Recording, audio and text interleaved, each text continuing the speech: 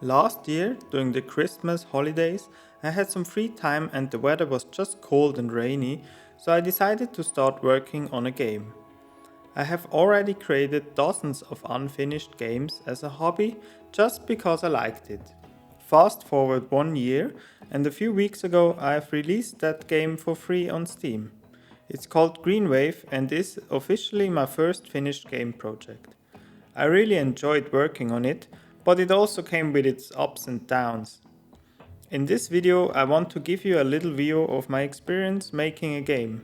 I hope you gain a little insight in the process of game making and might even learn something that helps you in your own projects. Based on my Git commits, I estimate that I worked a total of 90 days on Greenwave, and yet it took me almost a whole year to finish it.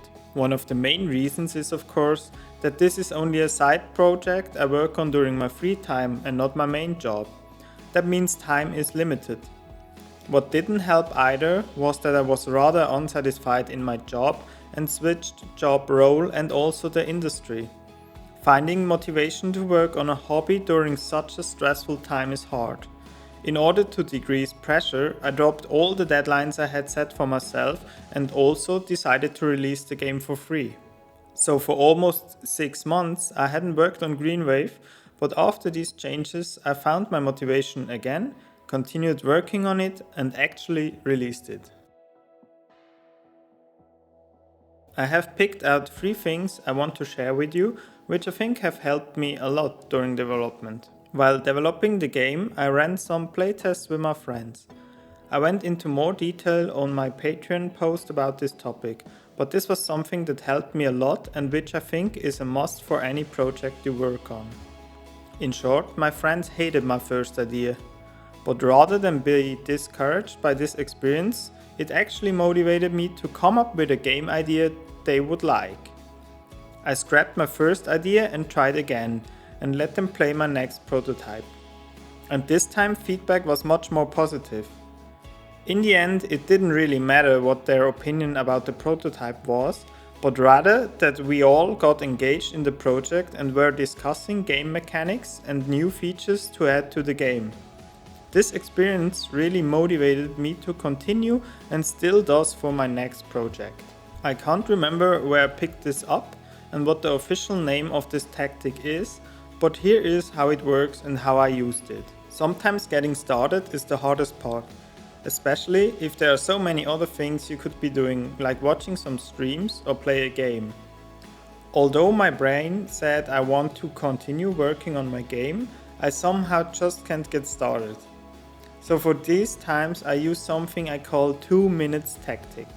The idea is that I tell myself that I'm just going to work on my game for 2 minutes, and after the 2 minutes are up, I decide if I stop or if I'm going to continue. And in 100% of the times I did that and actually continued for hours. It's a really easy way to overcome the barrier to start, and once you are in the flow, you just continue without effort. For a long time, I had the problem that when I started working on a new mechanic, I always wanted to perfect it before I went on to work on the next feature. The issue with that approach is that nothing is ever perfect, so it would always keep bothering me, because I could already see how it would not work when I would expand the mechanic with new features. I ended up spending a lot of time making the mechanic as generic as possible for all the maybe use cases I could come up with. Turns out I wasted a lot of time and sometimes didn't even end up keeping that mechanic, as it was not fun after all. I had to learn to think more agile, so I started implementing new features as quickly as I could and just hard-coded them. If I ended up keeping a feature and it actually needed to be more generic, only then would I change it. This results in a lot of rewritten code, but turns out I wouldn't get it right the first try anyway. So I think in total I spend less time working on things I don't need and focus more on the things I actually need. Of course, there were also many things that didn't go as planned and hindered me in development a lot. So I picked out 3 things I will do differently for my next project. I made the mistake that I organized all the parts of my project into packages and then set deadlines for them. The planned release of Greenwave was actually the first week of May. The actual release, however, was now at the end of November, so I guess I missed the deadline by a bit. But it shows, as a great example, that such rigorous planning does not work for a side project. Life still happens, so keeping to schedules just adds unnecessary stress and leads to frustration. And working on your hobby definitely shouldn't be frustrating. After that, I stopped planning in detail and didn't set a deadline on anything anymore, but instead just worked when I had time and felt like working on my game. It did take me quite a long time to finish such a small game, but I can say that it was great fun and gave me a lot of confidence and motivation to continue with the next project. A further mistake I made, which unfortunately I noticed too late, was that I implemented the game in a way that only allowed levels to be built by hand and not be auto-generated. At the beginning, I was planning on building 60 different levels for the game. As you might know, I've ended up with only 15 levels. I severely underestimated how much time it takes to create that many levels by hand. The knowledge that I planned to publish the game for free didn't help my motivation either, so I set myself a goal of creating 15 levels for the release version of the game. I had the exact same problem with the amount of distinct 3D models. They also take a lot of time to make, and since Greenwave has always been more like a first try on game development, I wanted to finish it up so that I could start on something new.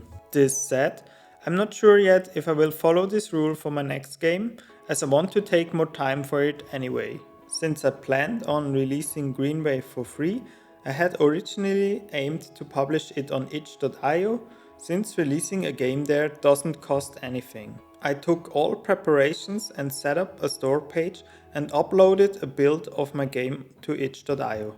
I tested the download with some friends on Mac OS and Windows and noticed that the game was blocked for security reasons, as it was considered to be a download from an unknown source. I read up on this issue and found a few posts talking about this. The general opinion was that this is a common thing for indie games on itch.io and that players are used to it and know how to run the game as an exemption. I guess you can imagine how frustrated I was. I had my first game finished, but now I couldn't release it. So I started searching for an answer to that problem. And I found out that if you publish your game through Steam, it gets delivered through the Steam client and therefore won't be categorized as an unknown source by the operating system. Only downside is that for every product you release on Steam, even for free titles, you have to pay a $100 store fee. That's what I ended up doing, and my free game, Greenwave, is now available on Steam and can be downloaded and run without any issues. For me this was worth it, as I want to achieve a certain level of quality and keep the user experience smooth. My next game is already in the making. I will again first do some playtests with friends to get a feedback and first impressions. Once I finalize the idea and commit to implementing that idea, I plan on creating a devlog series on YouTube to show progress and receive further feedback. In general, I think it is very important to get a lot of feedback from a broad audience. That's why I am also thinking about starting with an early access version for my next game. But I'm not totally settled on that idea. I will put more thought into that possibility once I am further along with development. I will still do it only as a hobby in my free time, next to my full-time job, and same as with Greenwave, I will develop the next game as a solo developer. I will also again try to create most of the game myself. So if you got some patience, I hope you follow the development of my next game and also provide some feedback and ideas. Thanks for watching this video. I hope the experiences I made can help you too for your own projects. Just let me know if you have any questions or suggestions.